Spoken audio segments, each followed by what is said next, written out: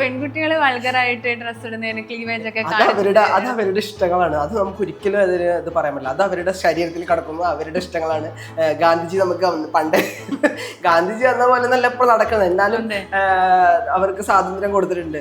അപ്പോ മഹാത്മാവിനെ മറക്കരുത് എന്ന് മാത്രമേ എനിക്ക് പറയാനുള്ളൂ.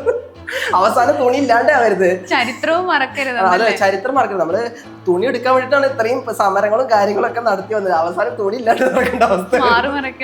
അടുത്ത സമരം അതായിരിക്കും, തുണി ഇടാതെ ഇരിക്കാനുള്ള സമരം. അങ്ങനെ ആവരുത്. നമ്മുടെ ഗാന്ധിജി അപ്പൂപ്പനെ മറക്കരുത്.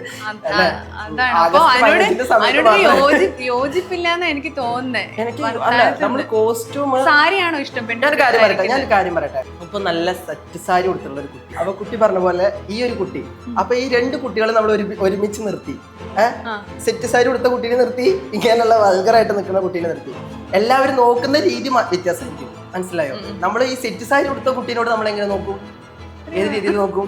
സ്റ്റാൻഡേർഡ് ആയിട്ടുള്ള നല്ലൊരു ഗ്രാമീണ കുട്ടി. ഇപ്പൊ എന്നോട് തന്നെ എല്ലാവരും പറഞ്ഞു ഗ്രാമീണ കുട്ടി. പക്ഷെ നമ്മൾ മോശമായിട്ടുള്ള ഒരു ഇങ്ങനെ സ്ത്രീകളെ വൾഗറായിട്ടുള്ള, ഞാൻ പറഞ്ഞ പോലെ വയർ കാണിച്ചിട്ടും ഇപ്പൊ ഇതുപോലെ ഇത് കാണിച്ചിട്ടൊക്കെ നിന്നിട്ട് കുട്ടികളെ നമ്മൾ എന്താ ചെയ്യും? രാത്രിയിൽ കടന്നിട്ട്